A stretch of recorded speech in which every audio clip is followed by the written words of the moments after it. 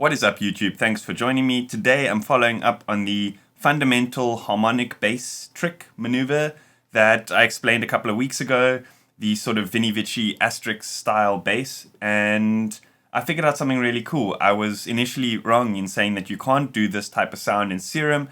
The approach I was taking was just way overcomplicated. So let's dive in and have a look.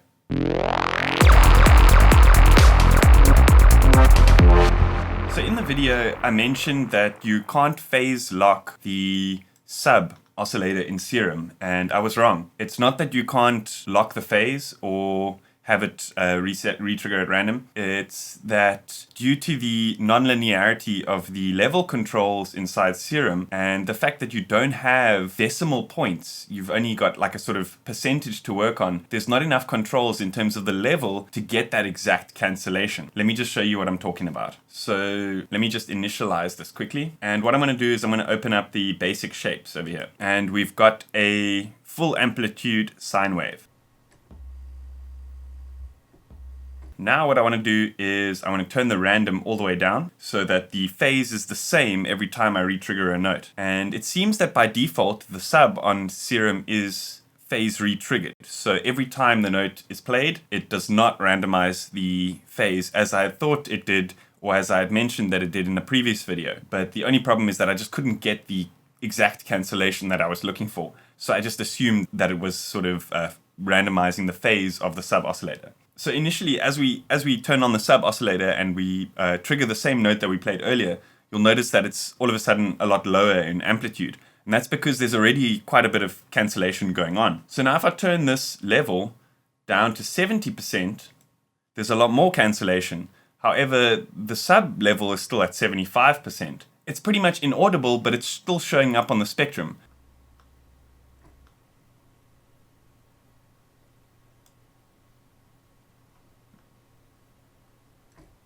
So it's safe to say that you can't get the cancellation of the sine tones using Serum. However, there's a much easier approach, an approach that I pretty much overlooked based on the fact that I was kind of just being me. I was overcomplicating the entire process. So let me just initialize this patch again, and we're back to a saw wave. But to be honest with you, I don't like the sound of this saw wave. For some reason, I prefer the basic shape saw wave. So let's set that onto oscillator A. So let's have a look at the spectrum analyzer of this saw wave.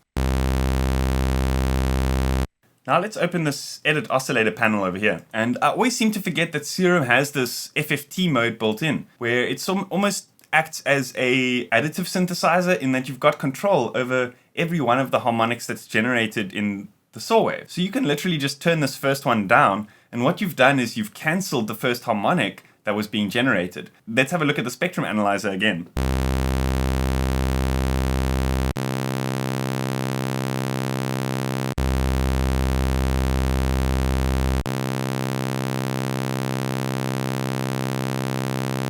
Not only is this much easier, but you'll notice that it's actually a little bit cleaner. With the silent example that I made in the previous video doing this method, there was a little bit of roll-off here at the bottom, but here in this example, it's almost like a clean cut at that harmonic.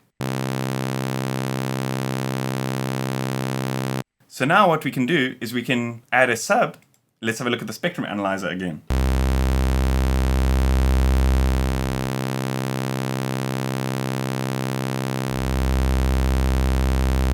So first things first, here's something I want to quickly note in terms of building the patch from here on out. If you want to do a sort of semitone shift, then I suggest going with oscillator B, but Serum actually has a pretty cool thing built in where you can select the sub to go direct out. So what that means is it's going to bypass the effects and only process things like distortion and stuff like that onto the saw wave. So you're able to get some pretty sort of dirty kind of mid-range, still with a clean sine tone cutting through. Let me show you an example of what I'm talking about.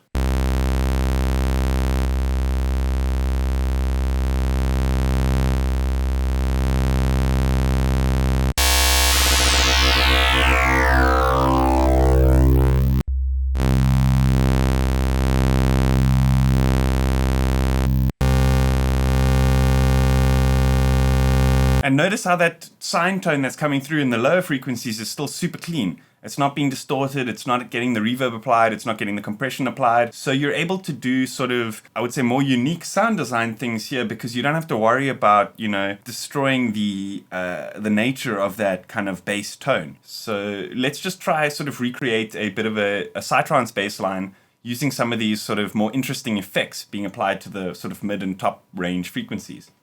So let's apply a filter and set an envelope onto the filter.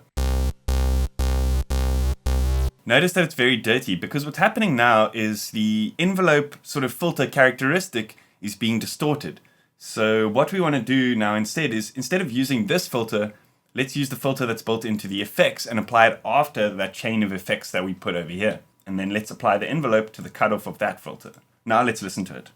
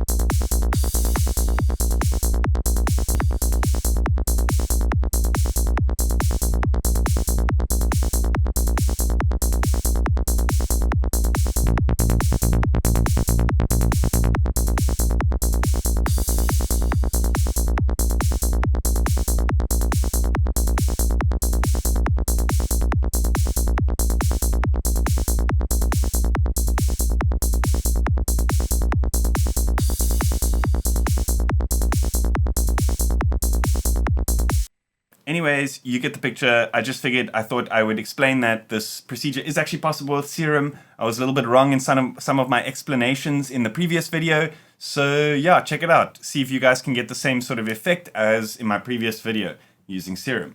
Hope you guys enjoy that. Let me know what you think in the comments. A big thanks to IDM Mag, proud supporters of the dance music scene and my channel.